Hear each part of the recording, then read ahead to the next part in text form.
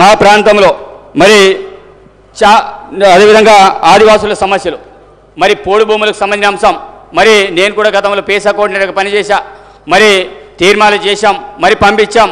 మరి ఎలక్షన్ కంటే ముందు పట్టాలు ఇస్తామని ఒక్కొక్కరు 4 ఎకరాల పొజిషన్లు ఉంటే వాళ్ళకి కేవలం 10 గుంటలు 20 గుంటలు పట్టాలు ఇచ్చేసి చేతులు దులుపుకున్నారు.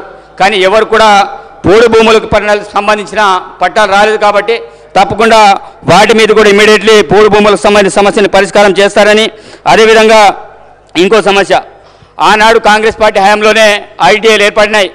ఏటూరు నగరం కావచ్చు, భద్రాచలం కావచ్చు, అదేవిధంగా ఊట్నూరెడ్డి కావచ్చు. కానీ ఇప్పటి వరకు కూడా దానికి సిబ్బంది నియమించలే. అది ఉన్నటువంటి సిబ్బందిని కూడా పూర్తి స్థాయిలో తీసేసి మళ్ళీ రిక్రూట్మెంట్ చేయకుండా పూర్తి స్థాయిలో యథావిధిగా ఉండే అది దాన్ని పూర్తి స్థాయిలో మళ్ళీ ఇది చేయాలని కోరుకుంటూ, మరి ఉట్నూరు కళాశాలలో ఆనాడు డిఎడ్ కళాశాల ఉండే, డిఎడ్ కళాశాలను కూడా పూర్తి స్థాయిలో మళ్ళీ యథావిధిగా కొనసాగించాలి. బిఎడ్ కళాశాల ఏర్పాటు చేస్తారు కానీ సిబ్బంది ఇప్పటివరకు నియమించలేదు.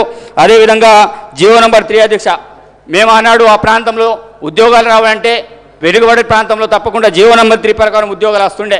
మరి ఆ జీవో నంబర్ 3ని ఆయన ప్రభుత్వం ఎత్తివేయడం అనేది జరిగింది. తప్పకుండా యథావిధిగా జీవో నంబర్ 3ని యథావిధంగా కొనసాగించాలి. అదేవిధంగా ఇంకొకటి సమస్య, ఏజెన్సీ ప్రాంతం అంటే అక్కడ ఆదివాసులం అందరం మా లీడర్లు కావచ్చు అందరు కాదు చాలా సందర్భాల్లో మాట్లాడుతుంటారు. మరి నాన్ ట్రైబల్ సమస్య, మరి ఆనాడు పహానీలు ఇచ్చిన ప్రభుత్వం, మరి బీఆర్ఎస్ పార్టీ అధికారంలో వచ్చిన తర్వాత సార్ ఒకటే నిమిషం సార్, బీఆర్ఎస్ అధికారంలో వచ్చిన తర్వాత మరి ఏజెన్సీ ప్రాంతంలో నాన్ ట్రైబల్కి పహానీలు ఇవ్వడం కానీ, అదేవిధంగా వాళ్ళకి బ్యాంక్ రుణాలు ఇవ్వడం కానీ బ్యాన్ చేయడం అనేది జరిగింది. మేము బాబాసాహెబ్ అంబేద్కర్ చట్టాన్ని మేము గౌరవిస్తాం, ఫిఫ్త్ షెడ్యూల్ని గౌరవిస్తాం.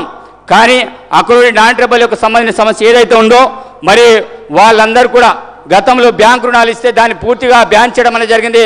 గతంలో హరీష్ రావు గారు వచ్చి మరి ఉట్టూరులో మీటింగ్ పెట్టి మీ అందరికీ పట్టాలు ఇప్పిస్తాం, మీ సమస్యని పరిష్కరిస్తామని మాట్లాడరు తప్ప, ఆ కేవలం ఓట్ల కోసం మాట్లాడరు తప్ప నిజంగా ఆ సమస్యని పరిష్కారం చేయడానికి మాట్లాడేది అధ్యక్ష.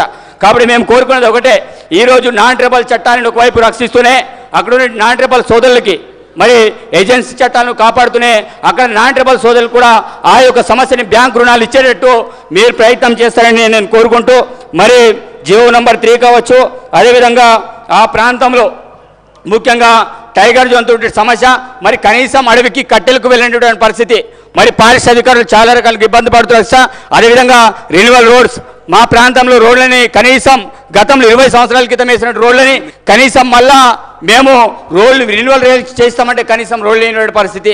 కాబట్టి తప్పకుండా మా ప్రాంతంలో ప్యారెస్ సమస్యని పరిష్కరిస్తారని, అదేవిధంగా బిఎడ్ కళాశాల, అదేవిధంగా మిగతా అన్ని అంశాల మీద ప్రత్యేకమైన దృష్టి సారిస్తారని మరి నాకు ఈ అవకాశం ఇచ్చినందుకు ప్రత్యేకమైన ధన్యవాదాలు సెలవు తీసుకుంటున్నాను అధ్యక్ష. ధన్యవాదాలు. గౌరవ సభ్యులకు విజ్ఞప్తి.